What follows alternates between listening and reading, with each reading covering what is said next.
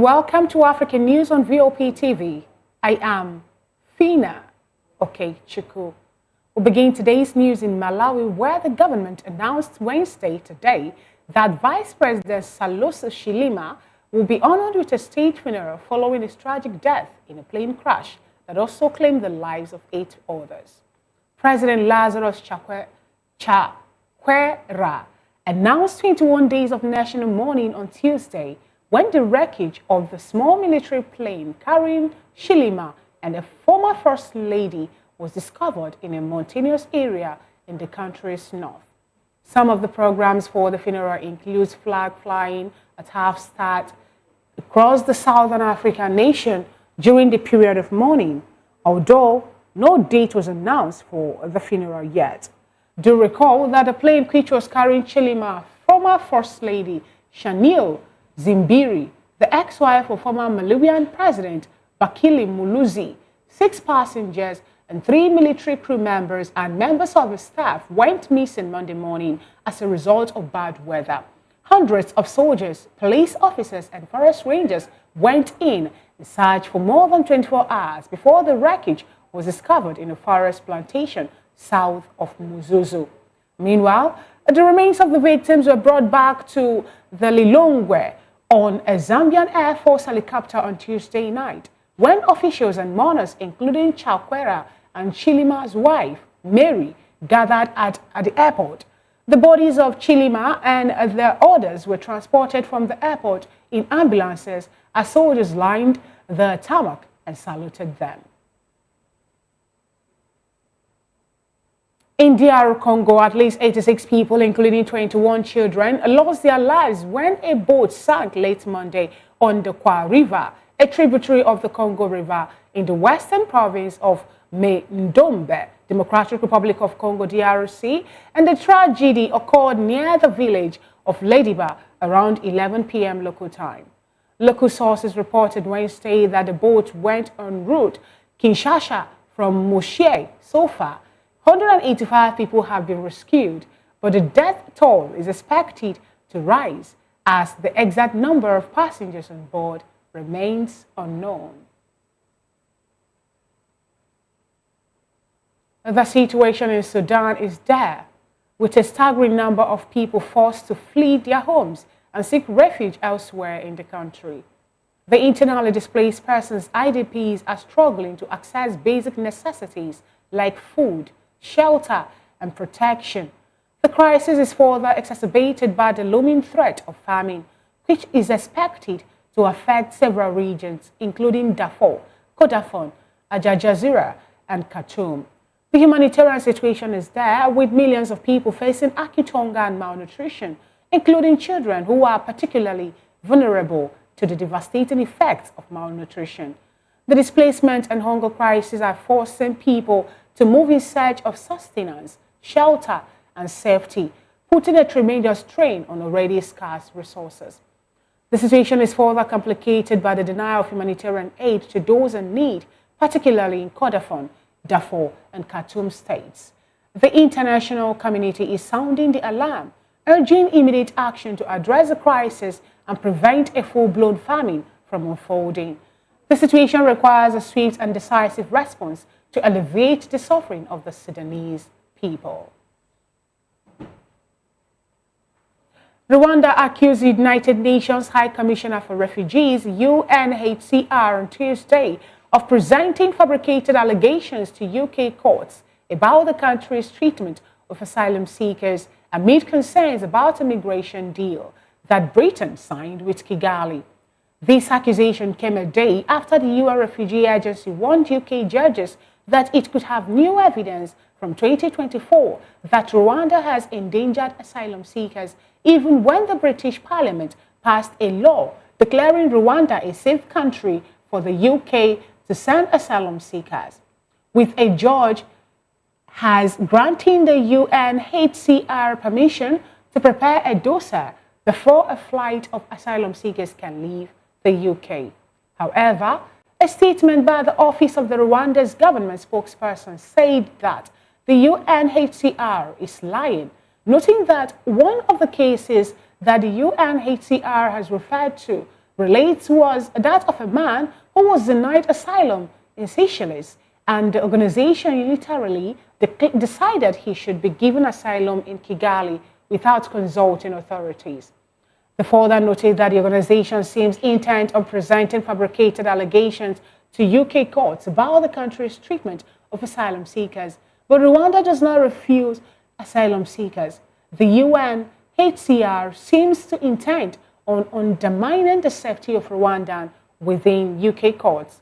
Do recall that Britain struck a controversial migration deal with Rwanda in April 2022 that will facilitate sending some migrants who arrive in the UK across the English Channel to the East African country where their asylum claims would be processed. Protests erupted in Tyrant, Algeria, as residents blocked roads and set tires on fire in response to severe water rationing. The unrest follows President Abdelmajid Tebboun's directive for emergency measures to address the crisis. Government ministers have been sent to apologize and promise the restoration of drinking water access. Northern Africa's prolonged drought have drastically reduced reservoir capacity, exacerbating the situation in Tyrant. The region's long-term solution include piping water from larger dams and investing in desalination plants, while immediate measures involved importing water and constructing new pipelines from nearby wells. Despite significant social media attentions, the protests have received limited coverage in Algeria's press due to restriction on media freedom. And moving on to South Africa, the Directorate for Priority Crimes Investigation, known as the Hawks, said that two police sergeants fully clad in their police uniforms based at Petroville Police Station were arrested on Wednesday morning on allegation of firearms and ammunition theft. The Northern Cape Hawk spokesperson, Nomutandazo Menisi, said that both suspects will remain in custody and are expected to make their first appearance in the Philipstown Magistrate Court on Thursday. In a related development, 4 Free State Corps are accused of pocketing R1 million, which has been recovered from members of the public after a cash-in-transit heist, which took place in Sasolburg in 2022. Meanwhile, Free State Hawk spokesperson Lieutenant Colonel Sueli Mohobeleli said that instead of registering the recovered money in the SA Police Service SAP store, these police officials allegedly pocketed the money. But after a meticulous investigation by the Welcome Serious Corruption team, a warrant for the arrest was issued and executed on June 29th. However, head of the Hawks in the Free State, Major General Mokagadi Bokaba, said that they are relentless in their effort to root out corruption, including within their ranks, as it is the constitutional duty to rid the system of rotten elements and restore the confidence of South Africans in the police, adding that in September 2023, Police Minister Bokei Saleh said that more than 7,000 police officers have been charged for various crimes in the last 5 years, and this includes murder, rape, and cash-in-transit heist. You're watching African News on VOP TV. More stories after the break. Stay with us.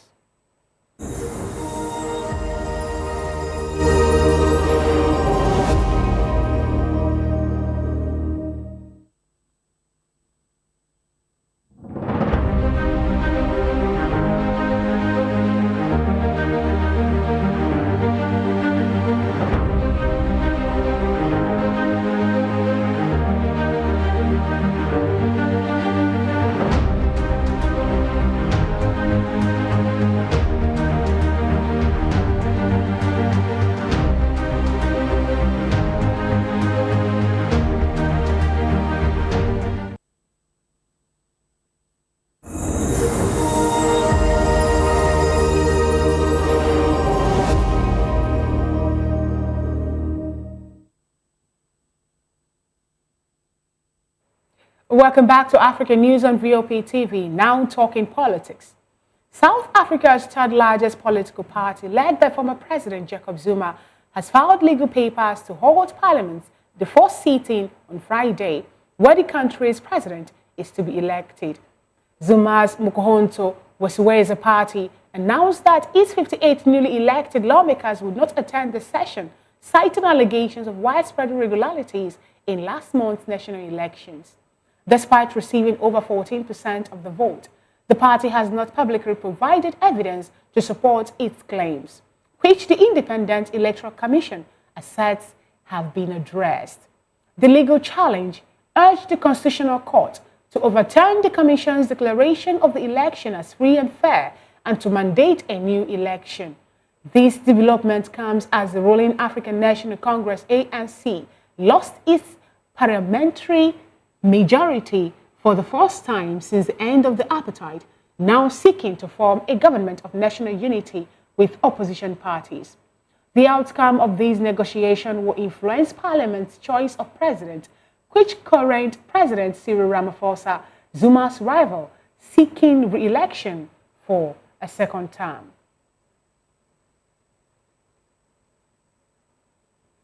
Still in politics, former First Lady Lordina Mahama has urged Ghanaians to resist misinformation and material incentives when electing leaders in the upcoming December polls.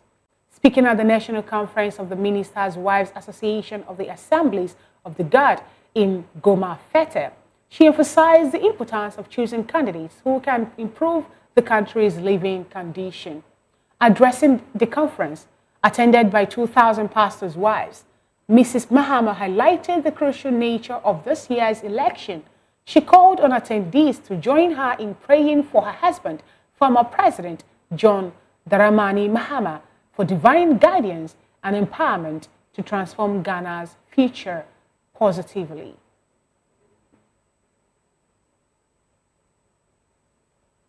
And in Congo, Judith Suminwa Tuluka, DRC has sworn her in as the first female Prime Minister of the Democratic Republic of Congo on Wednesday before the National Assembly. Tuluka, along with 54 new government members, took office after deputies approved her action in the program with an absolute majority. In her address, Tuluka expressed pride in breaking the glass ceiling and outlined her vision for an emergent Congo.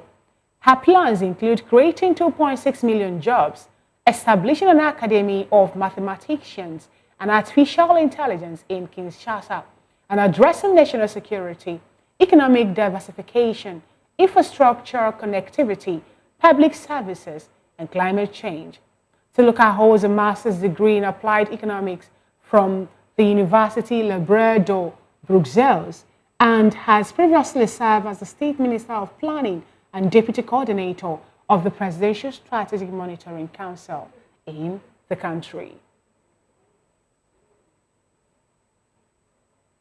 And moving away from politics, the University of Indonesia UI has embraced a proposal from Tanzania Ambassador Mark Hocha Moshe Tembele for research and innovation collaboration with the University of the Asylum, UDSM, in sustainable energy. The offer was made during Tembele's visit to the UI campus in Depok, West Java on June 4, 2024, where he was welcomed by UI Secretary Augustine Kushu Mayati. UI and UDSM plan to explore joint projects, including student exchange programs and impactful research activities. Kushumayati highlighted that this collaboration aims to contribute to scientific breakthroughs and support sustainable development goals, particularly in energy and mineral resources. This partnership aligns with UI's mission to protect the environment through education, community service, and innovation. Still the African News on VOP TV, more stories in business and sports after the break. Stay with us.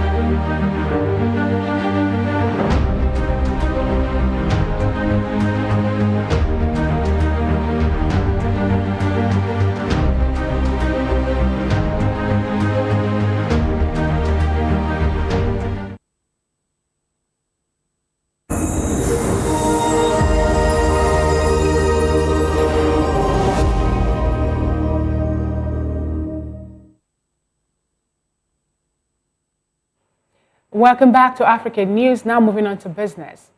Woodside Energy has begun oil extraction at Senegal's Sangoma oil fields, aiming to produce 100,000 barrels of crude oil per day. And this marks a significant milestone for Senegal, where the discovery of oil and gas in 2014 raised hopes for economic transformation. However, the new government, led by President Bassirou Diomaye Faye, plans to review existing contracts with foreign companies seeking more favorable terms for the nation. President Faye emphasized the importance of ensuring that the exploitation of natural resources benefits the people, but the Prime Minister Ousmane Sonko reaffirms the government's commitment to renegotiating contracts at a rally in Dakar. Woodside hold 82% stake in the project, with state-owned Petrosen holding the remainder. Senegal is also set to start LNG extraction from the Greater Torture Ahemian project later this year. Still talking oil. Attacks on vessels in the Red Sea by Yemen Houthis rebel have significantly disrupted global crude oil and oil product shipments, leading to a 47% increase in shipments taking the longer route around Africa's Cape of Good Hope, according to Energy Information Administration, EIA. Historically, about 12% of global shipping traffic passed through the Red Sea and the Suez Canal. In the first 5 months of 2024, about 8.7 million barrels per day of crude oil and refined products were rerouted via the Southern African route, up from 5.9 million barrels per day in 2023. This increase includes more crude oil from Saudi Arabia and Iraq, and refined product exports from Asian and Middle Eastern refiners. The U.S. also saw a one-third rise in trade around the Cape, with attack often being cited as solidarity action with Palestinians amid the Gaza conflict. Ghana, the world's second largest cocoa producer, is expected to delay the delivery of up to 350,000 tons of cocoa beans to the next season due to poor crop yields, worsening the global cocoa supply crisis. Cocoa prices have more than doubled this year as Ghana and Ivory Coast, which together account for 60% of global production, face a third consecutive year of poor harvest.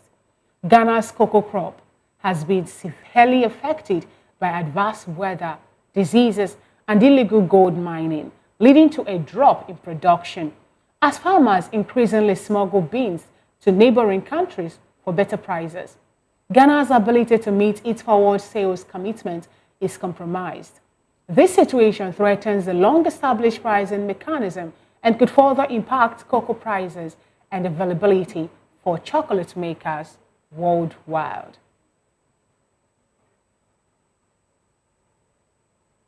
Still in business, the Central Bank of Liberia has imposed sanctions on MTN Mobile Money and leading mobile financial service providers in the country. The sanction comes after an investigation by the bank's regulatory arm found violations of mobile money regulations and anti-money laundering laws. The central bank has ordered MTN Mobile Money to pay a significant fine, believed to be in millions of dollars, for non-compliance with regulatory requirements. The move is aimed at ensuring that mobile financial services that operate within the legal framework and maintain the integrity of Liberia's financial system. The sanctions will likely impact MTN Mobile Money's core operations in Liberia, and the money may need to implement changes to its business practice to comply with the regulatory requirements. The development highlights the importance of regulatory oversight in the mobile financial services sector and the need for operators to adhere to strict standards. And moving on to sports. Benin Republic's star player, Jodel Dosu, also known as the Cheetah, has spoken out about the team's remarkable victory over the highly favored Super Eagles of Nigeria in the 2026 FIFA World Cup qualifiers. Dosso, who plays for Benin Republic's national team, expressed his pride and joy in the historic win, stating that it was a testament to the team's hard work and determinations. The match was a major upset, with Benin Republic's tactical prowess and teamwork proving too much for the Super Eagles to handle. The win has sent shockwaves through the football community, with many praising Benin Republic's coach, General, for his clever tactics and strategic decisions that led to the team's success. The loss has dropped Nigerians to 4th place in Group C, leaving fans disappointed and eager for a turnaround in their team's fortunes. Meanwhile, Benin Republic's victory has boosted their confidence and position in the qualifiers as they continue to strive for a spot in the 2026 World Cup. Rwanda's national football team, the Amavubi, has reclaimed their top spot in the 2026 FIFA World Cup qualifiers after a hard-fought victory over Lesotho on the road. The win was a testament to the team's determination and skill as they overcame a stubborn Lesotho side to take the 3 points. Meanwhile, South Africa's Bafana Bafana secured a crucial win over Zimbabwe, solidifying their position in the qualifiers.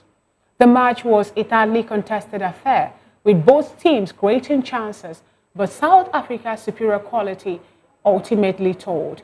In other matches, Ghana suffered a setback after Comoros pulled off a surprise win over Chad, leapfrogging the Black Stars to take the top spot in their group. Angola also secured a comfortable win over Eswatini, while Uganda's Cranes left it too late to beat Botswana courtesy of a strike from Shabana. The results have shaken up the standings, setting up exciting matches to come in the qualifiers. And that is a wrap on African news on VOP TV. Do well to subscribe to our YouTube channel. On YouTube, we are Voice of the People TV, and all the social media platforms, we are VOP TV Live. Join our subsequent news bulletins at 4 and 9 p.m. respectively. I am Fina Okechukwu. Good afternoon once again.